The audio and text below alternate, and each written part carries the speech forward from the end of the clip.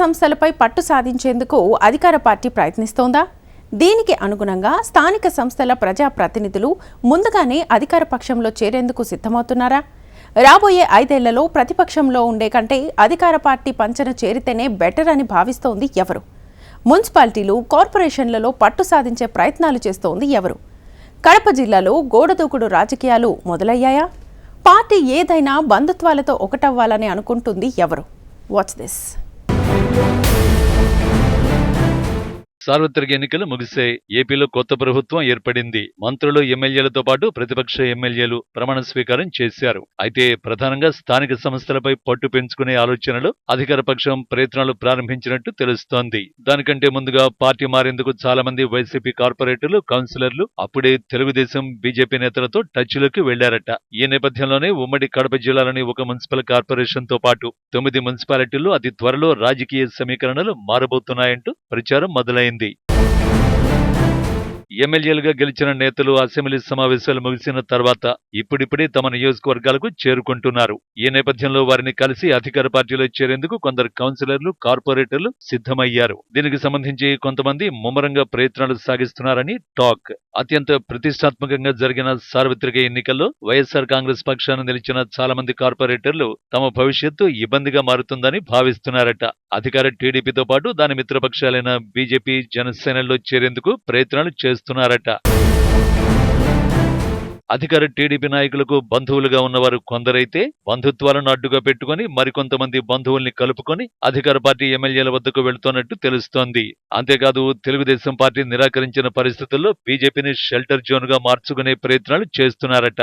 Kadapa corporation పరిధిలో 50 డివిజన్లు ఉన్నాయి. ప్రస్తుతం కడప కార్పొరేషన్ పాలకవర్గం వైసీపీ ఖాతాలో ఉంది. 50 డివిజన్లలో ఒక చోట మాత్రమే టీడీపీ అతి కష్టం మీద విజయాన్ని సాధించింది. మిగతావన్నీ ఏకగ్రీవాలు, నామమాత్రపు పోటీలతో వైఎస్ఆర్సీపీ 49 స్థానాల్లో గెలుపు సాధించింది. అయితే మొన్న జరిగిన ఎన్నికల తర్వాత 28 మంది వైసీపీ కార్పొరేటర్లు బీజేపీలో చేరే ప్రయత్నంలో ఉన్నట్టు తెలుస్తోంది.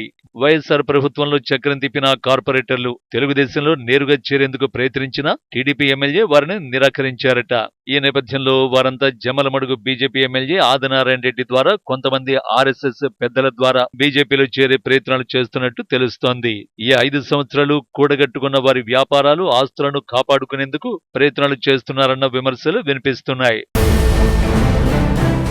ఇక జమ్మలమడుగు నియోజకవర్గంలో 20 మున్సిపల్ వార్డులుండగా బీజేపీ 2 స్థానాల్లో, టీడీపీ 2 స్థానాల్లో విజయం సాధించాయి. అక్కడ పాలకవర్గం వైసీపీ చేతిలో ఉంది. జమ్మలమడుగులోని మున్సిపల్ చైర్మన్ తో సహా 16 మంది కౌన్సిలర్లు బీజేపీ ఎమ్మెల్యే ఆదినారాయణ రెడ్డికి టచ్లోకి వెళ్లారని తెలుస్తోంది. ఇక ప్రొద్దుటూరు విషయానికి వస్తే ఇక్కడ 41 వార్డుల్లో 1 వార్డు టీడీపీకి లభించగా మిగిలిన 40 వార్డుల్లో వైసీపీ ఏకగ్రీవ ఎన్నికలు జరుపుకొని మున్సిపల్ పాలకవర్గాన్ని ఏర్పాటు చేసింది. ఇక్కడి నుంచి కూడా ప్రస్తుతం టీడీపీలో చేరేందుకు కొంతమంది ప్రస్తుత ఎమ్మెల్యే వరదరాజులరెడ్డి దగ్గరికి వెళ్లిన సమయంలో ఆయన సమయం వచ్చినప్పుడు చెబుతా అన్నారట. ఇప్పుడు మీ పార్టీలోనే ఉండండి అంటూ సలహా ఇచ్చినట్టు సమాచారం. దీంతో కొందరు సీఎం సురేష్ నాయుడు దగ్గరికి వెళ్లి తమను టీడీపీలో చేర్చుకోవాలని కోరుతున్నట్టు సమాచారం.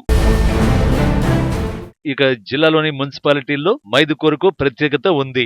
ఇక్కడ పోటాపోటీగా టీడీపీకి 12, వైసీపీకి 12 కౌన్సిల్ స్థానాలు దక్కాయి. అయితే ఎక్స్ అఫీషియో మెంబర్లుగా ఉన్న ఎమ్మెల్యే రఘురామరెడ్డి, ఎంపీ అవినాష్ రెడ్డిల ఓట్లతో కలిపి మున్సిపల్ పాలకవర్గాన్ని వైసీపీ గెలుచుకుంది. అయితే ఇక్కడ ఎన్నికలకు ముందే వైసీపీ కౌన్సిలర్లు టీడీపీ ఎమ్మెల్యే సుధాకర్ యాదవ్ కి టచ్లోకి వెళ్లారట.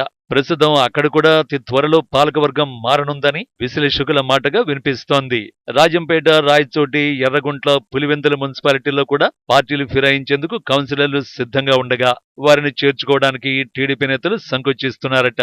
అవసరమైనప్పుడు అధిష్టానం సూచనలతో మున్సిపల్ స్థానాలను కైవసం చేసుకోవడానికి తమ వారితో టచ్లో ఉండాలని వైసీపీ కౌన్సిలర్లతో చెబుతోన్నట్టు సమాచారం. ఏది ఏమైనా నిన్న మొన్న జరిగిన సార్వత్రిక ఎన్నికల ఫలితాలతో రాజకీయాల్లో కొత్త మార్పులు కనిపిస్తున్నాయి. మరి 5 ఏళ్ల పాటు అధికారానికి దూరంగా ఉండలేని నాయకులు ఏం చేస్తారో, ఎటు వెళతారో చూడాలి.